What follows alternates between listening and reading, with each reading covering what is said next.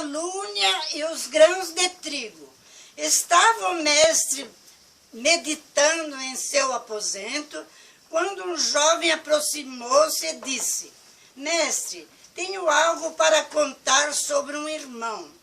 O mestre olhou calmamente para o jovem e disse: O que você vai me contar é uma verdade?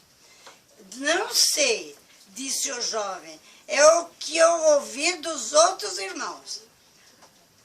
O mestre levantou-se, pegou uma sacola e entregou ao jovem, dizendo: Antes de você me contar essa grande novidade, pegue essa sacola cheia de grão de trigo e espalhe em toda a volta do mosteiro. O jovem pegou a sacola e foi fazer o que o mestre mandou. Algum tempo depois, ele voltou para contar ao mestre: Pronto, mestre, já espalhei os grãos de trigo. Trigo? Exclamou o mestre. Não era um grão de arroz que eu te entreguei para espalhar?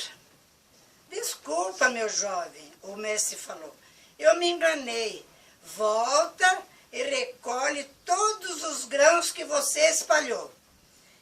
Isso é impossível, mestre. Os grãos já se espalharam com o vento. Disse bem, meu jovem. Volta e pense assim.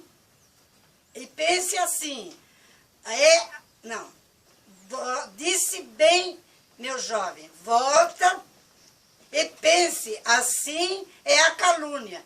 Depois de lançada ao vento, ela se espalha e não tem mais como recolhê-la. Com certeza irá causar discórdia e prejudicar a vida de outras pessoas. O jovem compreendeu a lição do mestre e retirou-se envergonhado de sua atitude. Quem não sabe controlar a língua está enganando-se a si mesmo. E o amor em Deus não é perfeito. Amamos uns aos outros como Cristo nos amou. Vamos amar, perdoar, ajudar, ter paciência, humildade e caridade. Deus seja louvado. Amém.